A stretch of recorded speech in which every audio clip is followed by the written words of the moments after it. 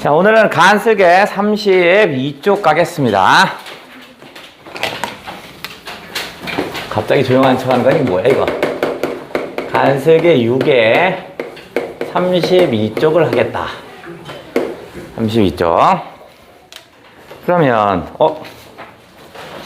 지금 잠깐 이걸로 하고 있어. 그거 있어 책? 빌렸어요. 너는? 저 옆에 원래 있었는데. 혜원이. 이걸로. 그러면 넌 그걸 쓰고 혜원이가 책을 받아 그럼. 네네. 응. 네가 그걸 써서 필기를 하면 되지. 자, 32쪽. 어떤 씨. 32쪽 해볼게요. 6권을 받았다고 내가 6권 너 줬어? 우리 깡이 또 보냈어. 자, 우리는 어디냐면 그게 순환성의 순환성책에 어디냐면 몇 쪽이랑 연결됐다고 그랬냐면 138쪽과 연결됐대요. 그럼 순환성의 138쪽과 한번 연결을 한번 해볼게. 우리는 지금 순환성 책이 없지만 내가 있는 것처럼 설명을 한번 해볼게요. 순환성 138쪽에서는 어떤 게 설명이 나오냐면 전기소설에 대한 얘기가 나옵니다. 문학 개념 중에 전기소설이 나옵니다. 전기소설은 개념이 좀 큰데요. 요 기자가 기알 기자야. 기알 기자. 그러니까 뭐 도수를 부리는 거 있죠. 그것도 전기소설에 해당되는 거고요. 귀신을 만나면 그것도 기이한 현상이니까 전기소설이겠지. 그럼 이런 전기소설은 첫 번째 어떤 특징을 갖냐면 이승을 떠난 존재가 항상 나옵니다. 요거는 이승을 떠난 존재가 나옵니다. 그래야 이제 귀신으로 나와야 되니까 이승에 우리랑 같이 살고 호흡하다가 이제 걔가 떠나요. 그래서 하늘에 올라갔다 다시 현상계로 옵니다. 그럼 얘는 현실계가 있다라면 이 전기소설은요 대부분 다 어떻게 되냐면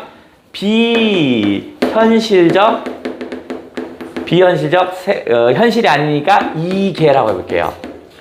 비현실적 이계, 새로운 현실 세계가 아닌 이계, 달을 이자.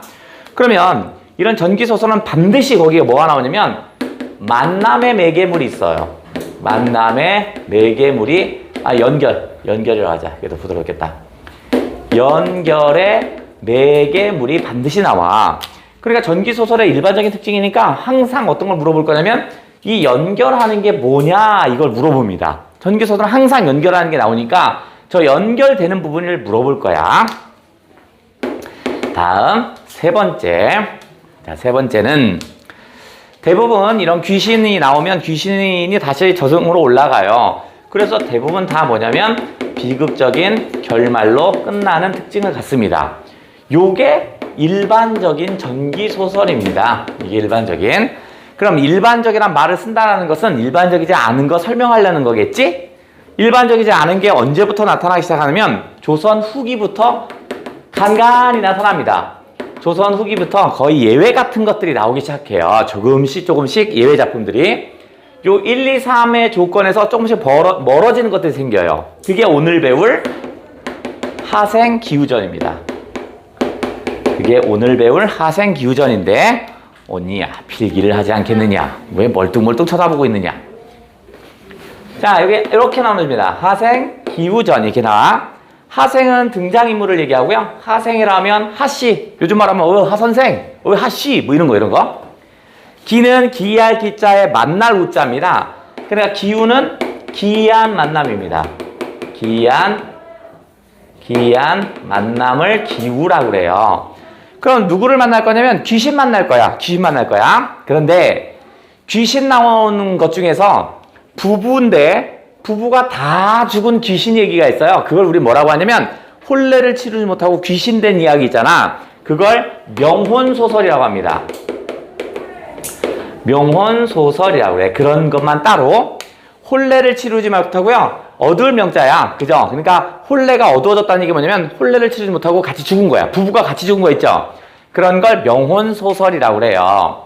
그래서 수능 138쪽은 수능완성 책이 없지만 138쪽에서는 조선 후기의 명혼소설에 초점을 맞췄습니다. 이게 조선 전기인데 점점 비극적인 결말이 아니라 행복한 결말로 끝나는 게 있어요. 야, 잠깐 설명 안 했다. 그래서 이 하생은요, 명혼소설이라서 부부가 함께 죽어요. 근데 걔가 다시 태어나요. 다시 살아나요. 살아나서 다시 행복한 결말로 끝나는 특징을 갖습니다. 얘는 행복한 결말을 가져.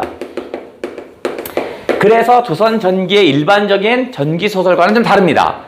일반적인 전기소설의 특징은 비극적 결말로 끝나야 되는데 이놈은 안 그렇더라고요. 그래서 조선 후기에 간간히 나타나는 예외적인 작품입니다.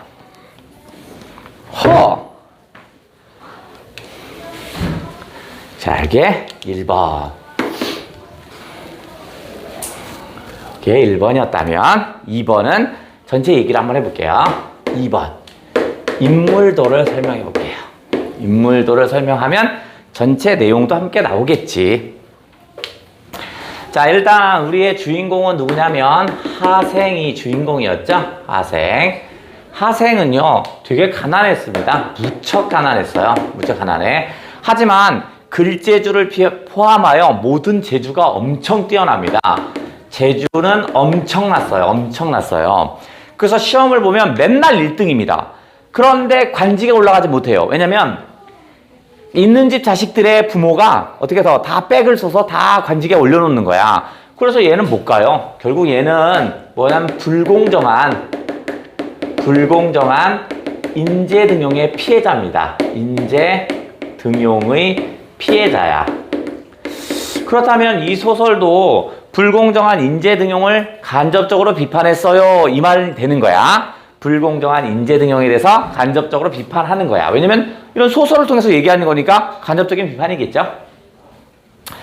그래서 시험을 봐도 떨어지고 분명히 합격했는데 떨어지고 하니까 미치겠는 겁니다. 그래서 하생이 집에 있는 돈 가난하니까 없잖아. 있는 돈 없는 돈 다 끌어모아요. 그래서 진짜 묘하다라는 점쟁이를 찾아갑니다. 점쟁이를 찾아가요. 이 점쟁이는 미래를 예언하는 겁니다. 미래를 예언할 수 있는 일종의 조금 초월적인 존재입니다.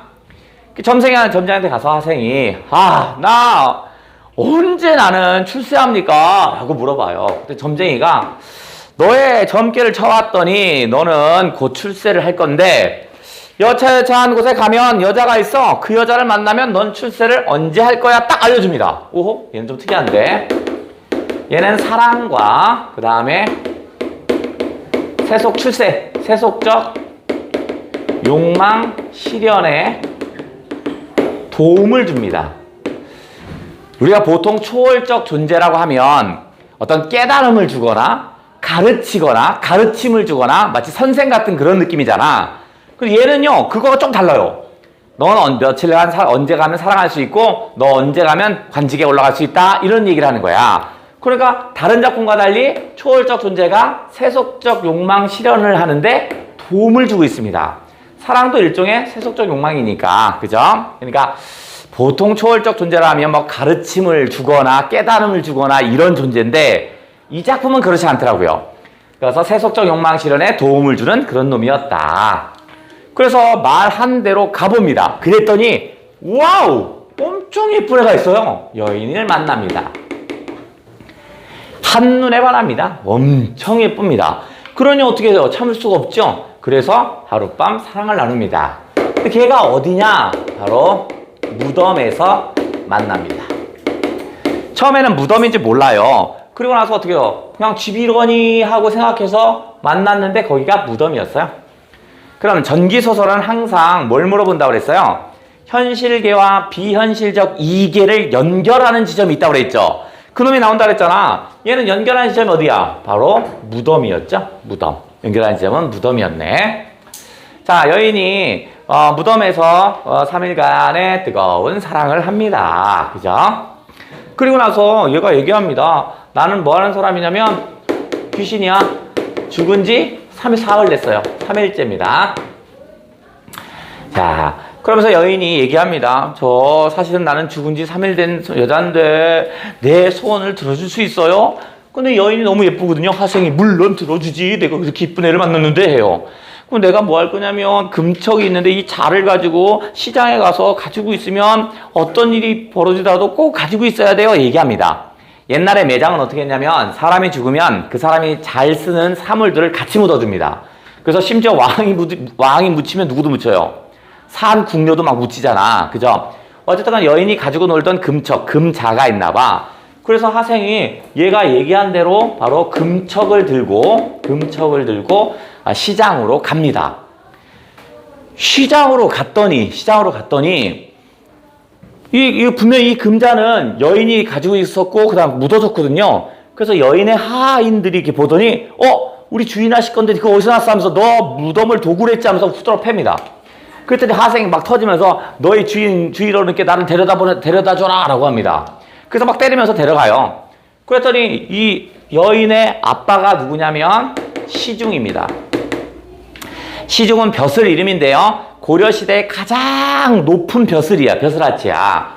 그럼 이게 이제 여인의 아빠입니다. 내 딸의 무덤을 네가 도구를 해? 저 때려라 해서 더 때립니다. 그랬더니 얘가 하생에 맞으면서 오히려 나한테 고마워해야 되는데 이러면 안 됩니다. 막 얘기해요. 시중이 너무 황당한 거야. 뭔 개소리냐. 그래 네 얘기나 좀 듣자 해요. 이 금척은요 제가 여인과 3일간의 사랑 궁딱 그래서 금척을 줬어요 라고 얘기합니다. 그랬더니 시중이 이 새끼가 죽은 내 딸을 욕을 보여? 하면서 더 때립니다. 그랬더니 옆에서 시중의 부인 여인의 엄마가 근데 저놈이 얘기한 게 우리 딸의 차림새가 좀 비슷한 것 같아. 일단 확인하고 죽여버립시다 라고 얘기합니다. 그래서 알았어. 그래서 하생을 묶어놔요. 묶어놓고 무덤에 갑니다. 무덤에 갔더니 무덤이 그대로 있는 거야. 도구를 한 적이 없네? 이상하다. 이거 어떻게 꺼냈지? 해서 무덤을 파봅니다. 파봤더니 어떻게 했어? 얘 여인이 그대로 이렇게 누워있는 거야. 근데 그게 이제 산 사람처럼 보여요. 죽은 지 3일이고 묻혀 있었는데. 그래서 그걸 꺼내요. 꺼내서 이렇게 눕혔더니 살아납니다. 살아나요. 이거 봐라. 자, 여인의 부활이네. 부활. 자, 여인이 말하기를 우리 아버지는 뭐라고 하냐면 우리 아버지는 가장 높은 벼슬에 있어서 사람들을 어떻게 했어요? 해코지를 많이 합니다. 그래서 이 아버지한테 뭐 조금만 이상한 소리 하면 가서 다 보복을 해버려요. 그래서 얘가 어떻게 써요? 원한을 많이 삽니다. 온갖 악행을 저질렀어요. 그래서 옥황상제가 빡친 겁니다. 이렇게 악행을 저지르다니 네 자식들 다 뒤져라. 요게 바로 뭐냐면 옥황상제가 내린 일종의 징벌인 거죠. 그러면 바로 요런 걸 우린 뭐라고 그래요? 인과응보라고 하죠. 그렇게 악행을 저지르더니 아들 5이 싹 죽습니다. 일찍 싹 죽어버려요. 그 다음에 마지막 막내 딸도 지금 죽은 거야. 3일째 된 겁니다. 그런데 이 시중이 악행을 저지르다가요. 이제 깨달음을 얻습니다. 자식 5자식이 다 죽으니까 이렇게 살면 안 되는구나 라는 생각에 갑자기 선행을 하기 시작합니다. 이놈 봐라. 입체적 인물이네. 성격이 변하는 인물을 우리가 입체적 인물이라고 하죠. 이놈이 성격이 바뀌었네. 그러면 옥황상제가 봤더니 나쁜 짓 해서 징벌을 했는데 이 새끼 봐라. 또 선행을 하네. 그래서 어떻게 상을 내려야겠죠. 그래서 옥황상제가 상을 내린 게 바로 자식을 살려주는 겁니다. 그런데 5 아들은요 죽은 지가 너무 오래됐어요. 그래서 살릴 수가 없는 거야. 옥황상제도. 그래서 여인만 살려주게 됩니다. 요게 전반부의 내용입니다. 자, 여기까지 필기. 힘들어.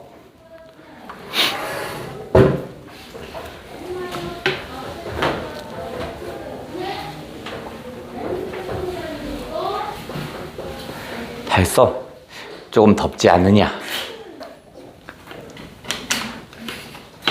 무척 잘했구나. 빨리 들거라. 저 새끼 희롱하나, 빨리 안 들어, 그 다음, 이제 후반부로 갈게요. 다 썼죠? 자, 이번엔 이제 후반부로 가볼게요, 후반부. 시중의 입장에선 6자식이 있는데 다 죽은 줄 알았는데 하나가 살았네? 얼마나 고마워. 그러니까 아주 잔치를 열어줍니다. 하생한테 잔치를 내려줘요. 시중이 이제 잔치를 내려줍니다. 너무 고맙구나. 잔치하고 자, 술 한잔 먹어라. 근데 네 아버지 뭐 하시냐? 우리 아버지 돌아가셨어요. 아이고 미안하구나. 그럼 네 아버지는 선친께서는 살았을 때 무엇을 하셨지 해요. 우리 아버지는 관직에 올라간 적이 없어요. 맨날 재수하고 다니다 끝났어요. 라고만 얘기해요. 그럼 신분이 없는 거죠? 그죠? 관직을 한 적이 없으니까. 이 집은 고려에서 가장 높은 벼슬을 가졌고요. 얘는 재수생 집안이야. 그러니까 아무것도 한 게 없잖아. 신분 차이가 너무 나는 거야. 그래서 시중이 치킨은 정말 잘생겼고 머리도 좋고 딱 그 사위 삼긴 좋으나 신분이 너무 안 좋아. 그래서 어떻게 하냐면 그냥 쟤는 그냥 돈만 줘서 보내자라고 합니다. 그러면서 이런 혼사 이야기를요 하지 않아요. 아무 소리도 하지 않습니다. 그래서 우리 혼례는 언제 치르고 뭐 하자 이런 아무 소리도 안 해. 대신 야, 너 가지고 싶은 게 뭐냐? 제일 가지고 싶은 게 뭐야? 맨날 재물 얘기만 합니다. 그래, 그거 가지고 싶으면 내가 그것도 해주고 그것도 해주고 그것도 해줄게, 뭐 이런 식이야. 어떤 책은 재물이라고 나오지만 어떤 책은 답례품이라고 나올 거야. 어쨌든 뭐 똑같은 말이잖아, 그죠? 재물 얘기만 하는 거야. 그랬더니 하생이 집에 와서 빡칩니다. 아니, 여인이 3일간의 사랑을 하면서 항상 내 800개를 베고서 누워서 눈물 질질 흘려가면서 살고 싶다 해서 내가 살려줬거든요. 그것도 어떻게 했어? 금척 가져가서 우도 터지면서 아까 빼먹었다. 자, 하생과 여인이 얘는 뭐야? 현실계 사람이죠. 현실계가 아닌 사람을 만나는 연결의 매개물이 있다고 그랬죠. 얘도 마찬가지네. 자, 시중은 현실계 사람이죠. 그리고 어떻게 해서 얘는 죽은 여인이죠. 이 두 개를 연결하는 건 금척이었네요. 됐죠? 항상 전기소설은 연결하는 게 있다고 그랬죠. 그래서 내가 ud어 터져가면서 여인을 살려줬는데 이제 얘가 어떻게 했어요? 쓱 빠져버리는 거야. 나랑 혼례하지 않겠다는 얘기야. 너무 배신감을 느꼈어요. 그래서 여인에게 배신감이 느낍니다. 배신감을 느껴요. 그래서 시 한 편을 짓습니다. 아하, 이거 시험에 잘 나오는 거네. 항상 삽입시가 나오면 그 시가 시험에 잘 나오죠. 일단 삽입시의 기능은 있다 하고 시부터 한번 해볼게요. 하생은요, 미천한 신분입니다. 미천한 신분의 하생이죠. 자, 그런데 여인 같은 경우는 고귀한 신분이죠. 고귀한 신분입니다. 그것을 각각 빗대서 설명할 거야. 하생은 미천한 신분이니까 세모치고요. 왜냐면 재수생의 아들이니까. 그 다음에 여인은 고귀한 신분이죠. 시중의 딸이니까. 그죠? 자, 미천한 신분이 바로 누구냐면 하생이었고요.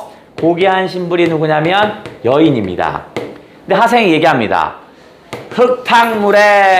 흙탕물에 옥이 섞여 있었답니다. 옥은 여인이겠죠.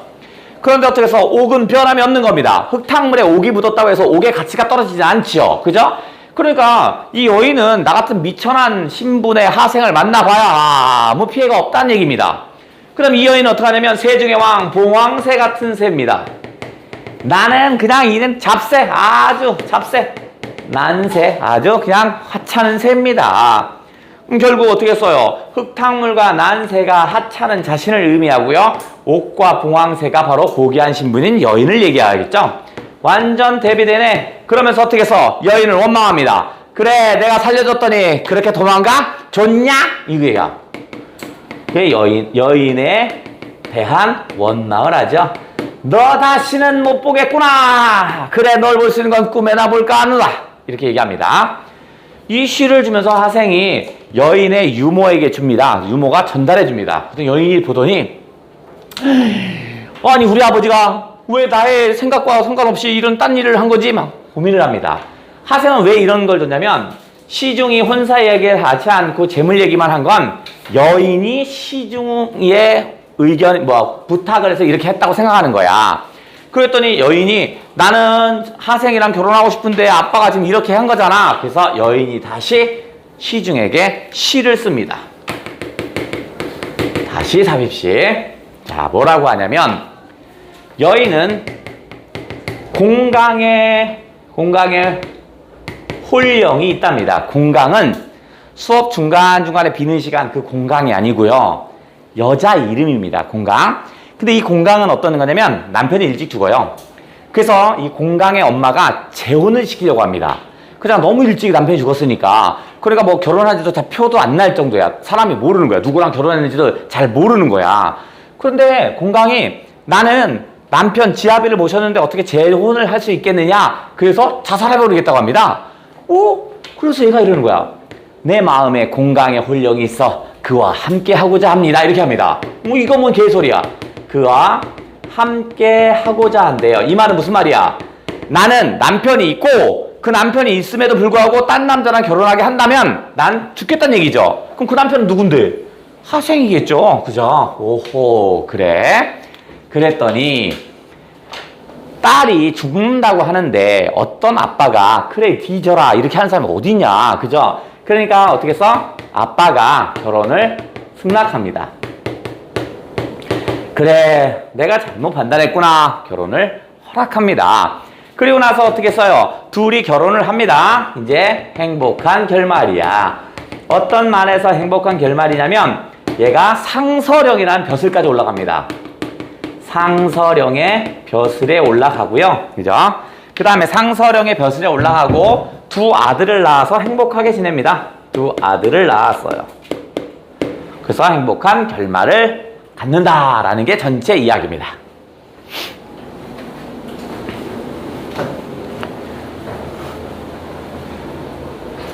이게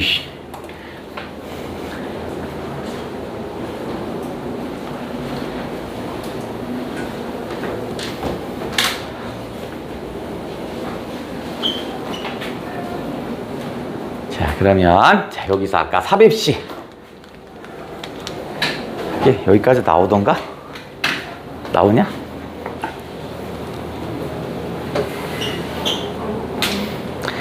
야, 이 나쁜 놈아, 이제 하생만 쓰면 어떡해, 이씨. 와, 저 날라리. 자, 그러면 여기 요놈을 해볼게요. 요놈 이쪽으로 해볼게. 자, 저기 삽입시가 나왔는데 도대체 삽입시는 어떤 기능을 하는지 찾아야겠구나. 자, 삽입시의 뭐 기능이라고 할까? 자, 여기를 체크해야겠는데 고전소설에서 시가 삽입되어 있는 그 시들은 아주 잘 나오는 출제 요소들입니다. 그러니까 우리도 잘 파악해 봐야겠구나. 일단 첫 번째는요, 시험에 나오지 않는데 좀 알고 가자 하는 의미에서 줄게. 시험에 안 나와요. 소설이니까 산문이니까 길게 쓸 거 아니냐? 그럼 그 앞에 운문이 들어갔죠? 오, 새롭네! 이런 정도. 그러니까 그 말은 산문의 단조로움에 변화를 주고 있다. 즉 산문처럼 긴 글인데 거기 앞에 시가 들어갔으니까 오, 새롭네! 이런 정도. 시험엔 안 나와요. 이건 안 나와. 그냥 오, 새롭네! 하지만 두 번째가 시험에 나옵니다. 두 번째. 그런데 이 시를 써서 뭐 어떤 거냐면 가만히 보면 등장인물의 처지와 심리를 집약적으로 표현합니다. 처지와 심리를 집약적으로 표현하는 것이 요놈입니다. 집약적으로 표현하고 있습니다. 그러면 처지와 심리를 집약적으로 표현한다고요? 확인 한번 해볼까? 하생이 여인에게 편지를 보냈을 때 어떻게 써요? 배신감을 아주 집약적으로 표현했죠? 그죠? 네가 나를 왜 버릴 수 있어? 이런 나쁜 지지배 이런 얘기잖아. 다시 여인이 시중 아빠한테 준 편지는 어떻게 써? 나 재혼하지 않을 거야. 재혼을 자꾸 강요하면 공강처럼 된다. 이런 얘기지. 그죠? 그러니까 처지와 심리를 집약적으로 표현하고 있네. 다음 세 번째. 세 번째는 이런 시로 인하여 다른 사건이 일어나는 계기가 되기도 합니다. 다른 사건이 일어나는 계기가 된다는 건 저 하생이 이 시를 썼기 때문에 여인이 아버지의 의중을 알았죠. 그러니까 여인이 아버지에게 자신의 생각을 전했어. 그러니까 결혼을 하게 되는 거잖아. 만약에 저 시가 없었다면 어떻게 했어? 그냥 헤어지고 말 거야. 그러면 어떻게 될 것 같아요? 뭐 만약에 저 시가 없었다면 재물 많이 받고 갔어. 그러면 여인이 어떻게 했어? 이 새끼 재물만 갖고 갔네. 이렇게 끝날지도 모르는 거 아니냐. 그러니까 다른 사건이 일어나는 계기가 될 수도 있더라.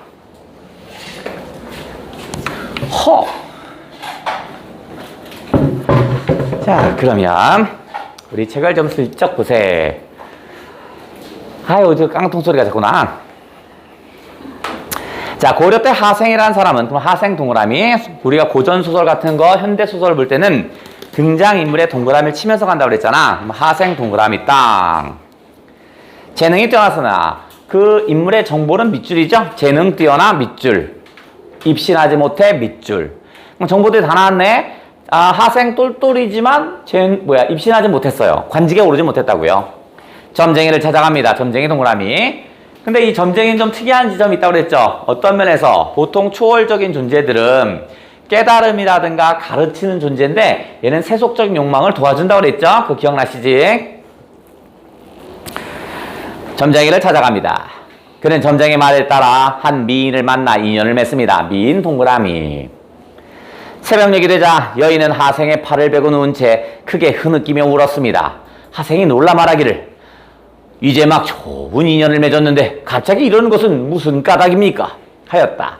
여인이 말하기를 이것은 사실 인간 세상이 아니에요. 저분 바로 시중의 아무개의 딸인데요. 시중 동그라미.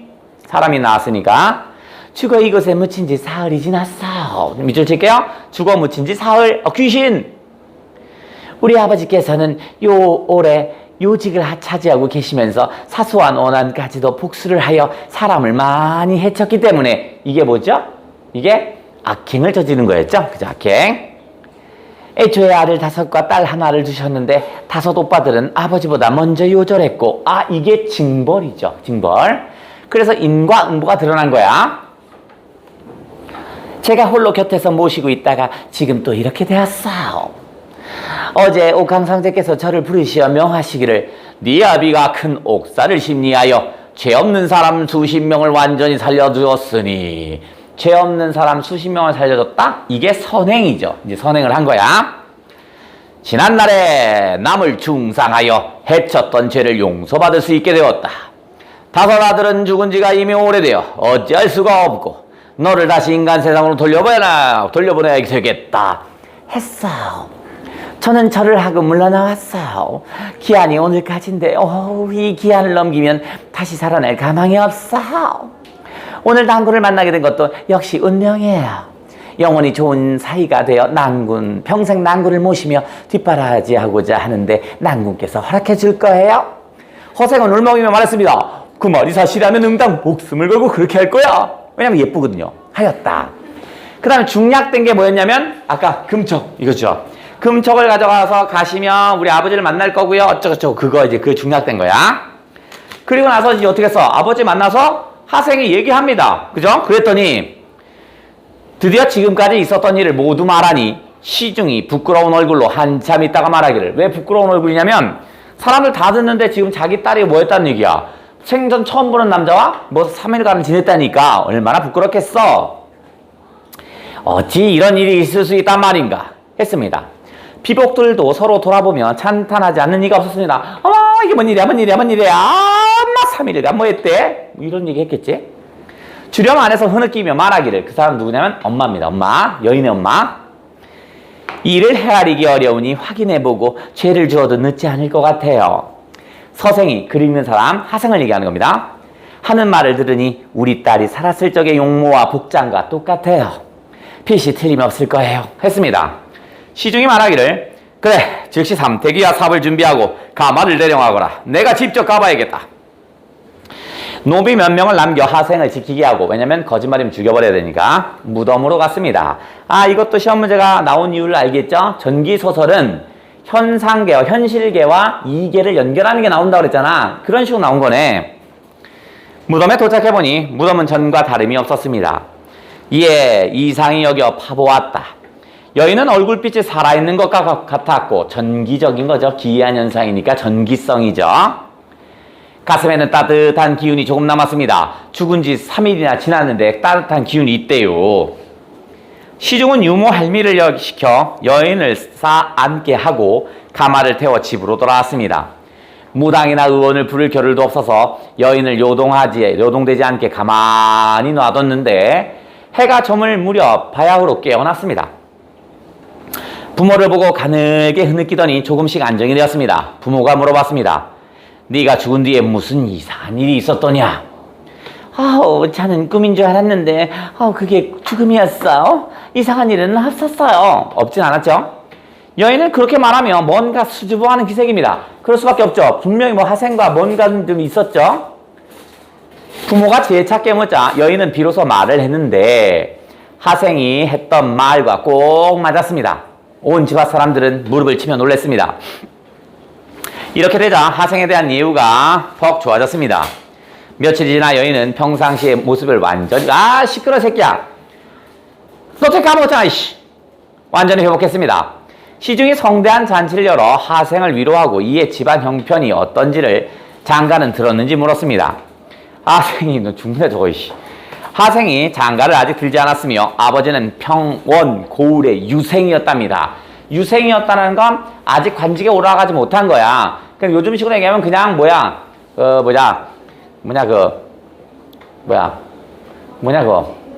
공시생 뭐 이런 정도.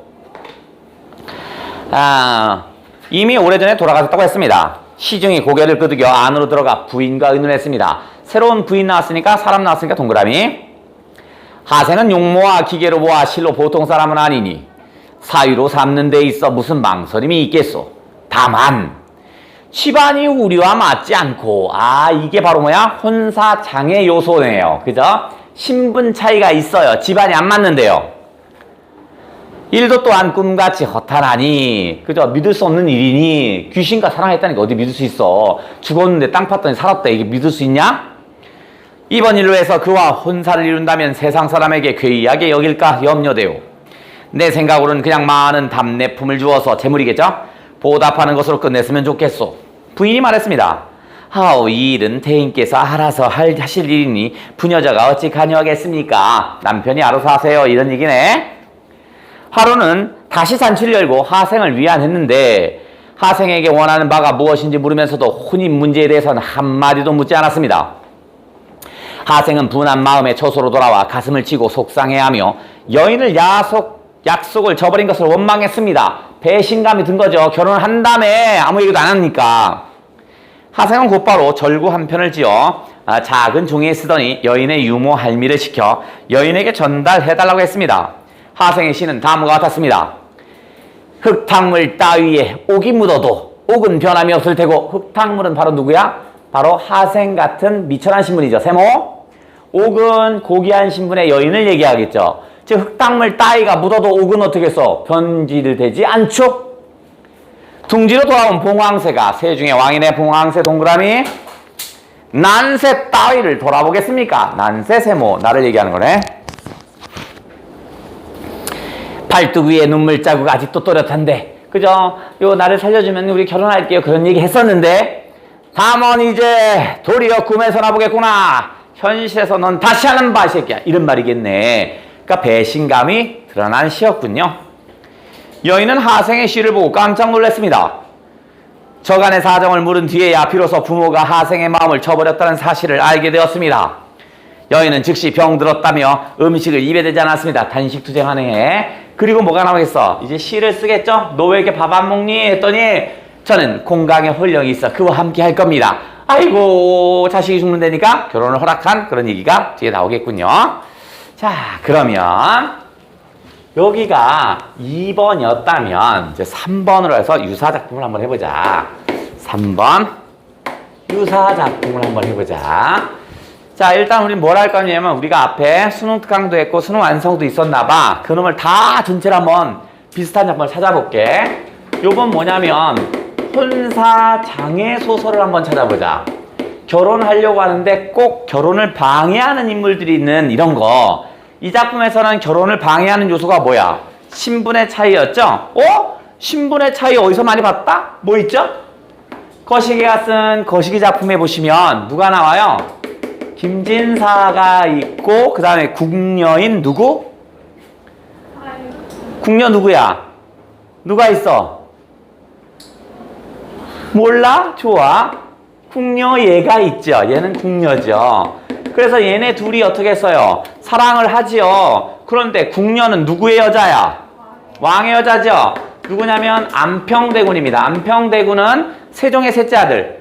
안평대군이야. 그래서 신분의 차이 때문에 이게 와장창창 깨져버리죠. 그죠? 요건 뭐야? 신분의 차이죠. 그래서 어떻게 했어요? 저 궁녀가 어떻게 해서 자살을 하지요. 그리고 김진사도 어떻게 했어요? 다시 상사병에 걸려서 죽게 되죠. 그래서 저승에 가면서 유영이라는 애한테 자기 얘기를 해주죠. 이게 뭐야? 그렇지, 운영전이죠. 이 여자가 누구야? 운영이었죠. 그러니까 얘가 뭐야? 바로 운영전이었죠.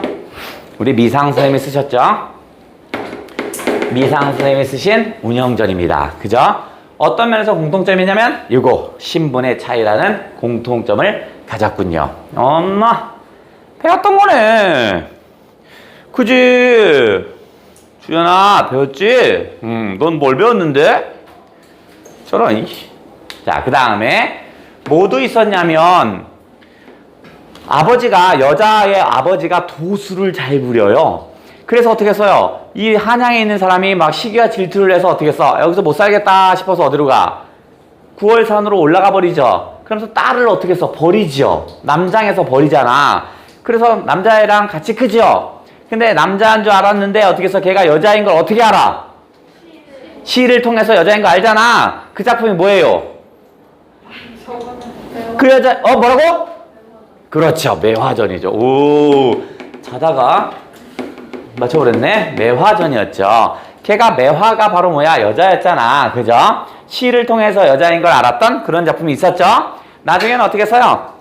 나중에는 오케이, 사랑해요. 나도요. 자, 그 다음에 요번에는 김진사가 한양에 가서요 관직을 사러 가지요. 근데 관직을 허판서에게 사러 가는데 허판서가 원래 돈 주고 관직을 사는데 호구 조사를 해보니까 김진사의 딸이 예쁘대. 그래서 나이 80 먹은 애가 어떻게 해서 딸을 데려오라고 하죠. 딸이 가기는 죽도록 싫어요. 그래서 어떻게 돼요? 평양 기생이 되잖아. 송이. 그래서 이 평양 사또가 그 기생집에 갔다가 송이를 만나죠. 그래서 얘를 데리고 가잖아. 공무원 특채가 된다고 그랬잖아. 그래서 사또랑 같이 일하죠. 이렇게 글을 쓰는 일을 하잖아. 근데 걔가 좋아하는 남자 강필성이 이렇게 보니까 어떻게 써? 이건 내 여자친구의 글씨지. 그래서 얘가 어떻게 해요? 이 여자를 만나려고 시험을 보죠. 그래서 뭐가 된다고 그랬어? 이방이 되잖아.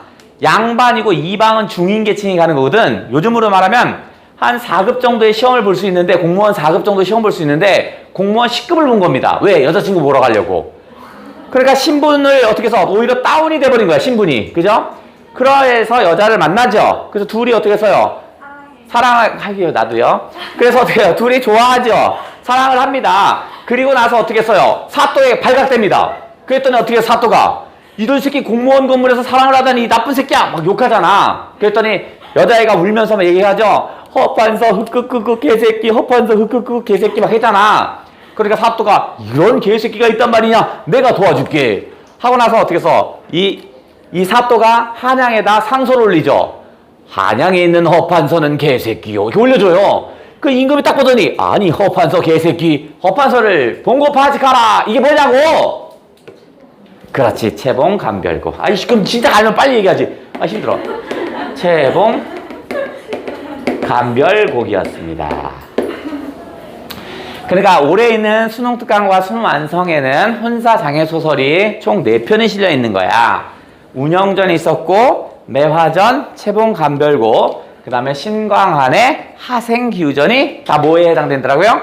혼사 장애 소설에 해당되는구나. 됐냐? 자, 그러면 잠깐. 아니. 기다려. 요번엔 네 번째 뭐를 할 거냐면 유사 명운 소설을 해볼게요.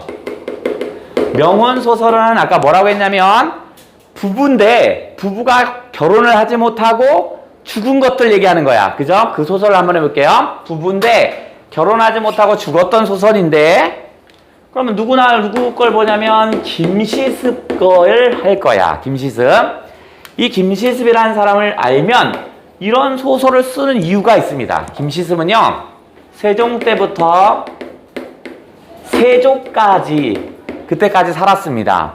근데 김시습은 세종 때 요즘식으로 얘기하면 어린이 글짓기 대회에 나가요. 그래서 대상을 받아. 그래서 세종이 직접 와서 붓과 벼루를 선물로 줍니다. 옛날에 임금이 주는 선물은 그 선물 이상이잖아. 그걸 귀한 갑옷처럼 가지고 살았던 애야. 그런데 얘가 뭐 하냐면 나중에 단종 복위운동에 참여합니다. 단종은 그의 삼촌인 수양대군에게 왕위를 뺏기죠. 그래서 사람들이 어떻게 써요? 단종이 왕이다 라고 주장을 해요. 그렇게 주장하다가 세조한테 죽은 애들이 누구야? 그게 사육신. 단종 얘기를 절대 꺼내지 않는다는 조건으로 살려준 애들이 있어. 걔가 누구야? 생육신. 얘가 생육신입니다. 생육신입니다. 그리고 나서 얘는 뭐 어떻게 되냐면 단종 얘기를 더 이상 꺼낼 수는 없었고 산으로 들어가서 스님이 됩니다. 스님이 됩니다. 그래서 역사책에 보시면 김시습은 태어난 연도는 있는데 죽은 연도가 안 나와요. 산에 가서 어떻게 됐는지 기록이 없어요. 기록이 없어요. 얘가 쓴 최초의 한문 소설집은 뭐지요? 최초의 한문 소설집 5편의 소설이 들어있어요. 그 안에. 최초의 한문 소설집 초성취작 이 뭐야? 뭐라고? 금오신화입니다. 금오신화인데 이건 최초의 한문 소설집입니다. 최초의 한문 소설집 금오신화를 썼어요. 그래서 조금 쉬었다가 최초의 한문 소설집 금오신화에 나오는 5편의 소설을 해보도록 하겠어요.